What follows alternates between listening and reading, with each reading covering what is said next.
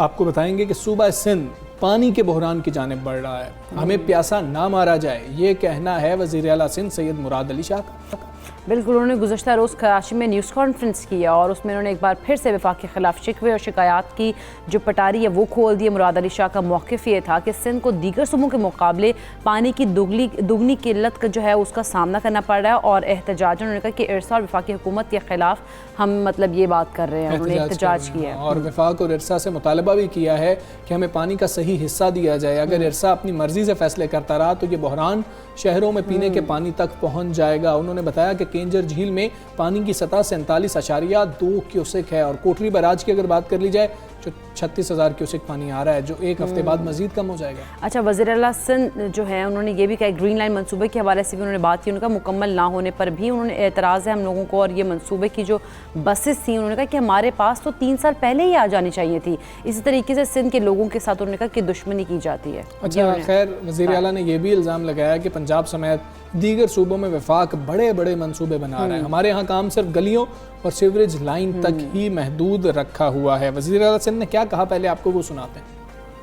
अभी का पानी एग्रीकल्चर छोड़े, इन इलाकों में पीने का पानी भूल जाए, इसलिए कि डेड लेवल पे आ जाएगा, तकरीबन डेड लेवल पे 4 फुट इसका डेड लेवल है। और जब डेड लेवल पे आ जाएगा, पानी इधर से ड्रॉ नहीं कर सकेंगे, तो ये सारा इलाका जो पीने के पानी के लिए चोटियारी रिजर्वायर पे डिपेंड करता है, वहां से पानी नहीं दे सकेंगे। 3 साल इस हुकूमत को आ गए। अब ये कह रहे हैं कि जी बसें आ गई, बसें चढ़ रही हैं, बसें उतर रही हैं, बसें चल रही हैं, अभी बसें शिप पे पहुंचेंगी, अब जहाज में आएंगी, फिर बस की लोकेशन देंगे, फिर बस की तस्वीरें खींचेंगे। वो भाई ये तस्वीरें नहीं चाहिए, ये बसें 3 साल पहले आ जानी चाहिए थी हमारे पास। ये जो एतराज़ात हैं, इल्ज़ामात हैं, इसी पर हम बात करेंगे। पाकिस्तान तहरीक इंसाफ के सीनियर रहनुमा फिरदौस शमीम नकवी साहब हमारे साथ मौजूद हैं। फिरदौस शमीम नकवी साहब, अस्सलाम वालेकुम, गुड मॉर्निंग सर। सर, ये जो वज़ीर आला सिंध सैयद मुराद अली शाह की जानिब से इल्ज़ामात लगाए गए हैं या ये कह लिया जाए कि शिकवे शिकायत हैं कि पानी का सही शेयर जो है वो सिंध को नहीं मिल रहा है, आप क्या समझते हैं, कितनी हकीकत है इस दावे में, और अगर हकीकत नहीं है तो ऐसी बातें क्यों की जा रही हैं? बिस्मिल्लाहिर्रहमानिर्रहीम। देखिए, पहली चीज़ है, वज़ीर आला साहब को अगर ऐसा कोई इशू है तो उनको अपने वज़ीर को भेजना चाहिए था इरसा में, इरसा से ये डिस्कस करना चाहिए था, मिनट करना चाहिए था और उनका पॉइंट ऑफ व्यू लेके आना चाहिए था। इससे कि इरसा के अकॉर्ड जो है वो NFC अकॉर्ड की तरह, उसमें हर सिचुएशन के लिए ऑटोमेटिक डीलिंग। आप ये सोचिए कि एक हुकूमत जिसको 13 साल हो गए, वो अपने एंड के ऊपर एक टेलीमेट्री का निज़ाम नहीं लगा सका जिसके जरिए वो ये बता सके कि हमें सिंध में कितना पानी मिल रहा है। छोड़िए, और जो पिछला टेलीमेट्री का निज़ाम लगाया गया था सीमेंस के साथ, उसको तबाह करने में जो सिंध ने किरदार अदा किया वो भी इसी 13 साल में हुआ। तो आज की साइंसी दुनिया के अंदर ये डिबेट होनी नहीं चाहिए। दूसरी चीज ये है कि मैं इस बात को रिलेट करता हूँ कि इरसा के अकॉर्ड को मनोमान फॉलो करना चाहिए। अच्छा, पंजाब, KP, किसी सूबे को ये हक नहीं है कि वो जो रोटी का हिस्सा सिंध के नाम कर दिया गया है जी, और जहाँ बलोचिस्तान के नाम कर दिया गया है, वो पंजाब या KP खाए बगैर सिंध की मर्जी के और बलोचिस्तान की मर्जी। हाँ, अगर आपस में ये फैसला हो जाए कि जो कि तुम्हें इसके क्रॉपिंग पैटर्न्स डिफरेंट होते हैं, कुछ क्रॉप जो है सिंध में पहले लगते हैं और पंजाब में बाद में लगते हैं, कुछ क्रॉप्स ऐसे जो पंजाब में पहले लगते हैं और सिंध में बाद में लगते हैं। अगर उसकी वजह से इंटर प्रोविंशियल एडजस्टमेंट है वो जरूर होनी चाहिए, हम एक मुल्क का हिस्सा। लेकिन रिकॉर्ड और इंडस रिवर जो इरसा बताई गई है वो इसीलिए बताई गई है कि वो एक स्टेट ऑर्गन है, उसको पॉलिटिसाइज ना होना चाहिए, ना किया गया। मैं समझता हूँ उसको फैसले सिर्फ ये करते हैं कि जो चीज तय हो गई है सूबों के दरमियान उसका इतलाक खुद भी तौर पे वो करके दिखाए, और अगर वो नहीं कर सक रही तो ये बताए कि अब के रोटी का साइज जरा छोटा है जिसकी वजह से आपका हिस्सा छोटा है। अच्छा नकवी साहब, लेकिन अगर देखा जाए तहरीक इंसाफ की हुकूमत को भी 3 साल हो गए हैं और अगर हम बात करें सिंध हुकूमत की, अभी तक कोऑर्डिनेशन उस तरह की कायम नहीं हो सकी है, या बेहतर कोऑर्डिनेशन आप कह लें कि वो कायम नहीं हो सकी। इसकी क्या वजह आप समझते हैं? आखिर ये क्यों मसला, कहाँ पे मसला आ रहा है? उसकी एक बड़ी वाज़ेह वजह है। जैसे कि तहरीक इंसाफ हर मैदान में सिर्फ एक महंगाई का मैदान है जिधर हम अभी भी कोशिश कर रहे हैं कि उसको कंट्रोल किया जाए। बाकी जितने एरिया में देखते हैं उसमें मुल्क तरक्की की राह पर गामजन है और माजी की हुकूमतों से कहीं बेहतर परफॉर्मेंस है। उनको खौफ ये है कि ये बात जितनी आम हो जाएगी तो वो पीपल्स पार्टी जो सिमट गई है, वो जो चारों सूबों की जंजीर के नीचे थी, अब वो जरदारी लीग के अंदर सिर्फ अंदरून सिंध रह गई है। और अंदरून सिंध के भी जो हालात है, जब वो पंजाब के सदर पंजाब में भी चले जाएंगे तो वहां भी जो है नफरत का बीज होता जाएगा। उसके असरात आपको ऑलरेडी नॉर्थ सिंध में नजर आते हैं। लड़काना में जीत नहीं सके इलेक्शन, अघोटकी में इलेक्शन नहीं जीत सकते। ये बहुत सारी चीजें जो बॉर्डरिंग एरियाज ऑफ पंजाब है उनको एहसास होता जा रहा है कि सिंध की हुकूमत तालीम के मैदान में, पब्लिक ट्रांसपोर्ट में, हेल्थ में, म्युनिसिपल सर्विसेज में बहुत पीछे रह गई है दूसरे सूबों के मुकाबले में। तो इसलिए एक उन्होंने हमेशा शोर मचाते रहेंगे हर चीज का। अब देखिए कितना बड़ा जुल्म है। एक हुकूमत 13 साल से है, खुद इन्होंने 10,000 का वादा नासिर हुसैन शाह ने पहली दफा कब किया था? 2009 में, और आज हम 2021 में खड़े हैं, एक बस नहीं आई। और ये ग्रीन लाइन की बसों की बात कर रहे हैं जो कि ओरिजिनल कॉन्ट्रैक्ट ने कहा। अगर झूठ बोलता हूँ तो मैं रिजाइन कर दूँ और तुम रिजाइन कर देना। के एग्रीमेंट के तहत बसें जो थी ओरिजिनल उसमें और आईटीएस सिस्टम सिर्फ हुकूमत को बनाना था। जब 2019 तक इन्हें नहीं बनाया तो 2019 में हमने जिम्मेदारी ली और इंशाल्लाह हमें पूरा यकीन है कि सितंबर के महीने में तो बसें आ गई है, चढ़ गई हैं जहाज पे। बहुत इनके तस्वीरों को दिखा दी। अब इनको फिक्र होनी शुरू हुई है तो आप ये उसके ऊपर भी बातचीत कर रहे हैं। लेकिन इनकी वो रेड लाइन, वो येलो लाइन, वो ब्लू लाइन, बिल्कुल ठीक। लेकिन अच्छा, फिरदौस शमीम नकवी साहब, एक और मामला भी है। वज़ीर आला सिंध कह रहे हैं कि वफाक जिस तरह के मंसूबों का ऐलान जो है बाकी सूबों के लिए कर रहा है, पंजाब के लिए कर रहा है, खैबर पख्तूनख्वा के लिए कर रहा है, या इवन बलूचिस्तान के लिए कर रहा है, सिंध में तो सिर्फ आप सीवरेज के ऊपर ध्यान दिया हुआ है। वफाक ने गलियों की बात कर रहे हैं। उनको ये बड़ा इख्तलाफ है आपसे। क्या चाहते हैं वो लोग कि सिंध में क्या करे वफाक? अच्छा जी, मुझे एक चीज़ बताइए, आप भी सिंध के रिहायशी हैं या नहीं है पता नहीं, लाहौर से बात कर रहे हैं। अगर आपकी गली पिछले 25 साल से नहीं बनी और मैं कहूँ कि मैं एक बहुत बड़ा ML1 का मंसूबा कर रहा हूँ तो आप कहेंगे मुझे इससे क्या, मेरी घर की घड़ी में पड़ी, मेरे घर के आगे से कूड़ा नहीं उठता, मेरी सीवरेज लाइन जो है वो नहीं डली हुई, मेरी गली में सीवरेज का पानी खड़ा हुआ है। अगर हमने आके ये काम करने की जरूरत क्यों पड़ रही है? क्योंकि सूबा नहीं कर रहा कहीं, क्योंकि बल्दियाती निजाम फेल हो चुका है इस सूबे के अंदर। बाकी सूबों में हमें जाके ये काम करने की जरूरत क्यों नहीं? नीड्स के लिहाज तो पहली नीड यही है ना। देखिए इंसानी नीड्स भी हैं। सबसे पहले आपको पता है कि आपको जो भी आप कमाते हैं उसे सबसे पहले काम आप क्या करते हैं? पहले कहते हैं कि अच्छा जी मुझे खाने को मिल जाए कि मैं जिंदा रहूं। फिर आप कहते हैं मैं तन पे कपड़ा ले, फिर उसके बाद आप कहते हैं घर के लिए छत कर। बिल्कुल, इसीलिए ने रोटी कपड़ा मकान दिया था। इसी तरीके से बड़े प्रोजेक्ट से पहले लोग अपनी बुनियादी सहूलतें मांगते हैं, इसीलिए उसको बुनियादी सहूलत कही गई है। अय्याशी तो बात की बात है, पहले बुनियादी सहूलतें हैं। अगर बुनियादी सहूलतें हैं तो मुझे जवाब दे दो कि सिंध का 72 लाख बच्चा स्कूल से बाहर क्यों है? जाता ही नहीं है, मौका ही नहीं है। सिंध के प्राइमरी स्कूल से सेकेंडरी स्कूल तक 80% ड्रॉप आउट रेट क्यों है? चीटिंग का क्यों चल रहा है इसमें? यहाँ नक्शे क्यों नहीं अप्रूव होते बिल्डिंगों के 2-2 साल तक? कितनी चीजें, बसें यहाँ नहीं आई। कराची शहर, हैदराबाद शहर, सक्कर शहर, इसमें कोई बस ऐसी नहीं है जो एयर कंडीशनर नहीं हो और पब्लिक ट्रांसपोर्ट पे हो। ठीक है ही नहीं। लाहौर में एक बस ऐसी नहीं है जो एयर कंडीशन ना हो। फर्क देख रहे हैं? अब लाहौर पाकिस्तान का हिस्सा है या नहीं है? लाहौर को मरकज बना था माजी में। ये कोई आज की बात नहीं है। लाहौर में ये चीज अचीव हो गई थी आज से कोई 4-5 साल पहले के। लाहौर में तमाम नॉन एयर कंडीशन बसेस हटा दी गई।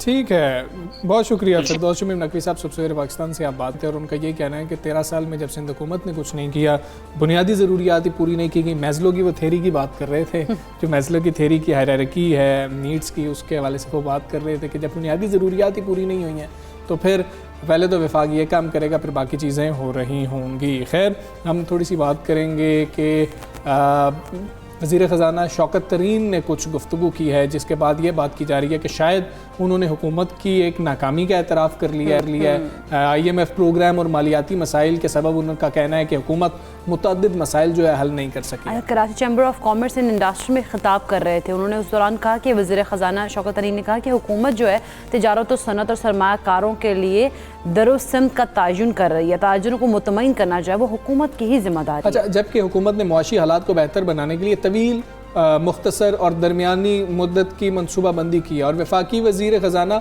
शौकत तरीन का कहना था कि हुकूमत की मुआशी पॉलिसियाँ बेहतर होंगी तो सरमायाकारी होगी। बिल्कुल, और इसके साथ साथ अगर बात की जाए बजट में ताजिरों को सहूलियात दी गई हैं, हुकूमत ताजिरों के मसाइल के हल के लिए कोशियाँ भी है और उनका कहना था कि तरक्की के लिए ज़रूरी है कि सब टैक्स दें, ये बहुत ज़्यादा ज़रूरी है। शौकत तरीन साहब ने क्या गुफ्तगू की आपको वो सुनाते हैं।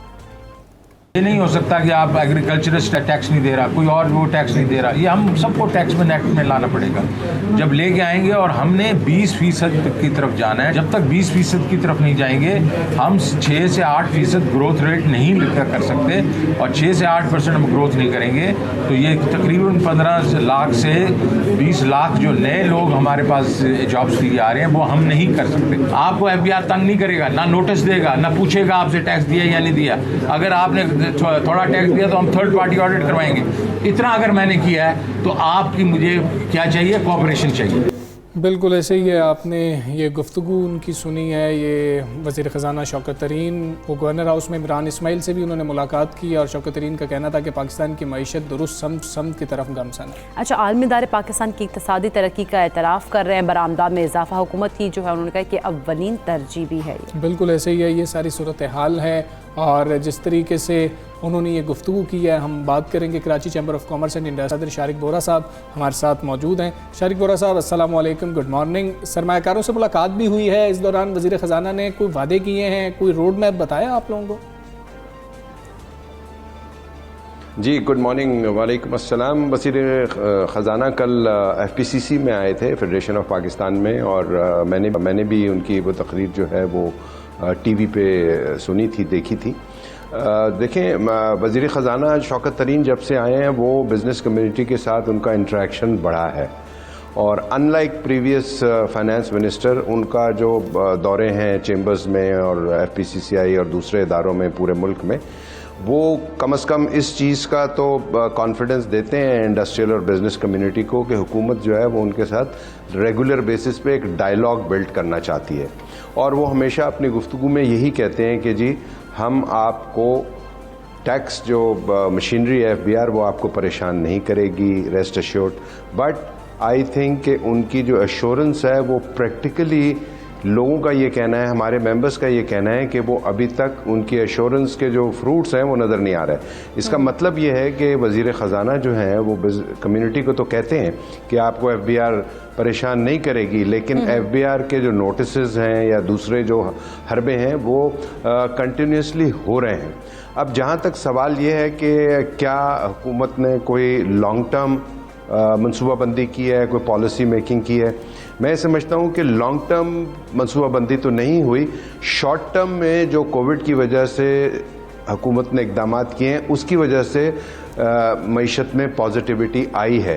तो आप अंदाज़ा कर सकते हैं कि अगर शॉर्ट टर्म की वजह से चीज़ें इतनी बेहतर हो गई हैं तो अगर लॉन्ग टर्म की तरफ अब चले जाएं, यानी कि बाकी जो कंसोलिडेट तो कर लिया इन 2-3 सालों में और बहुत अच्छा कर लिया in spite of Covid, but point ये है कि क्या अब इस कंसोलिडेशन की जो बुनियाद रखी गई इस इमारत कैसी बनेगी, how this consolidation process would suit and benefit Pakistan. तो ज़रूरत इस चीज़ की है कि अब फौरी तौर पर एक लॉन्ग टर्म प्लानिंग की जाए, जिसमें कि सबसे इम्पोर्टेंट जो लॉन्ग टर्म प्लानिंग है वो इंडस्ट्रियल पॉलिसी की होगी।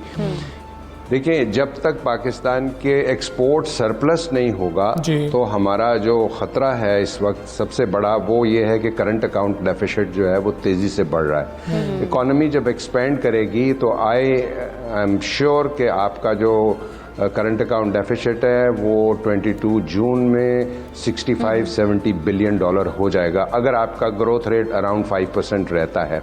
और वज़ीर ख़जाना ख़ुद कह रहे हैं कि पाकिस्तान का जो ग्रोथ अगर 6 to 8% नहीं होगा तो जो करंट जिस मेस में हम हैं, जिस चैलेंज में हम हैं, वो हम उससे नबरदाज़मा नहीं हो सकेंगे।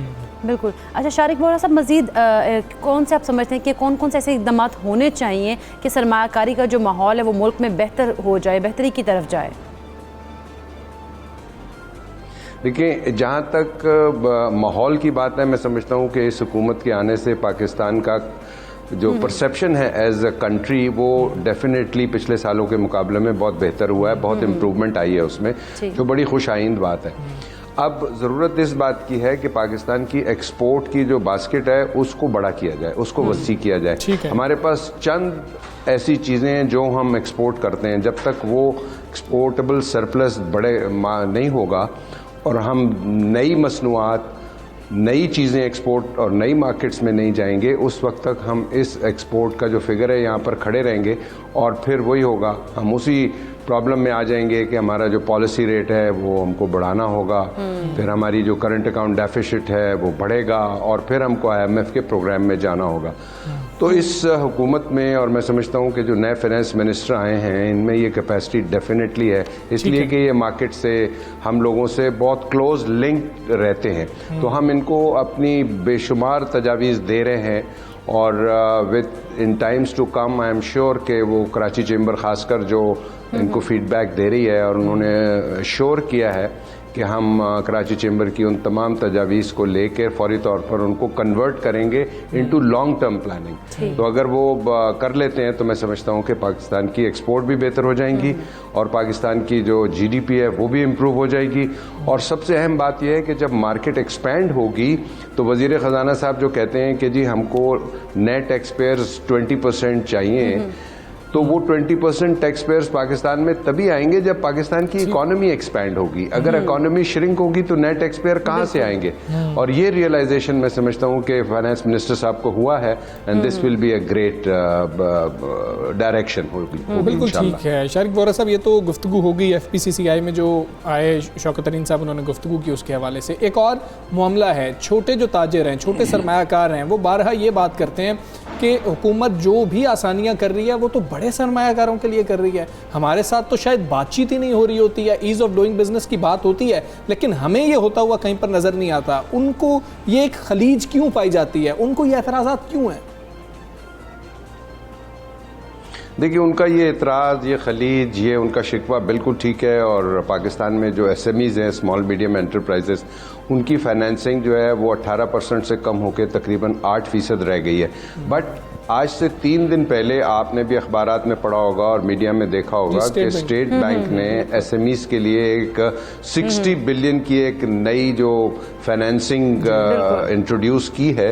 ऑल्दो उसमें जो उन्होंने बैंक्स, जो जिन बैंक्स के थ्रू वो फाइनेंसिंग होगी, लोन्स दिए जाएंगे, वो उनका स्प्रेड बहुत ज़्यादा है। आप देखें कि स्टेट बैंक उनको 1% पे देगा और वो 9% छोटे सरमायादारों को 10% पर देगा। बट उसमें स्टेट बैंक का ये कहना है कि इन बैंकों का चूँकि रिस्क एलिमेंट होगा, ऑल्दो स्टेट बैंक 40% जो रिस्क है नॉन पेमेंट का वो खुद अपने गले में ले रही है। अब देखना ये है कि क्या ये 60 बिलियन 60 अरब रुपए उन लोगों तक पहुंच पाते हैं जो कि SMEs हैं, और क्या जो हमारे बैंक्स हैं, शेड्यूल्ड बैंक्स जो 5 बड़े बैंक हैं, क्या वो वाकई इस लोन को पाकिस्तान की मईशत में कामयाबी से इस्तेमाल करते हैं कि नहीं? पिछले सालों में, पिछले टाइम्स में ये देखने में आया है कि ये जो 5 बड़े बैंक्स हैं, इन्होंने ना इंडस्ट्रियलाइजेशन में कोई हेल्प की है नए लोगों के लिए, और ना ही एसएमईज को छोटे लोगों को कर्जे दिए हैं, इसलिए कि इनको ये खौफ होता है कि हमारे कर्जे डूब जाएंगे, उनके पास मॉर्टगेज नहीं है, उनके पास बैंकेबल सिक्योरिटी नहीं है। But I think state bank का ये इक़दाम जो है वो बहुत खुश आइंद है, और वो ये इंडिकेट करता है कि गवर्नमेंट जो है वो एसएमईज के लिए इस दफ़ा वाकई सीरियसली फाइनेंसिंग के लिए कोशिश कर रही है। बिल्कुल ठीक है। शारिक वोरा साहब, बहुत शुक्रिया आपका। सबसे मेरे पास से आप बात कर रहे थे और FPCCI में जो गुफ्तगू की थी शौकत अली साहब ने, उसके ऊपर भी हमने उनकी राय ली। फिर SMEs के हवाले से जो हमने भी 2-3 दिन पहले स्टेट बैंक ने जो ये इक़दाम उठाया वो शेयर किया था आप लोगों के साथ, उस पर काफ़ी ज़्यादा उम्मीदें रखी गई हैं कि छोटे सरमायाकारों को भी फ़ायदा होगा। हम उम्मीद करते हैं ऐसा ही हो रहा होगा। की तरफ जाएं। बिल्कुल। एक ब्रेक लेते हैं, ब्रेक के बाद वापस आते हैं। Stay with us.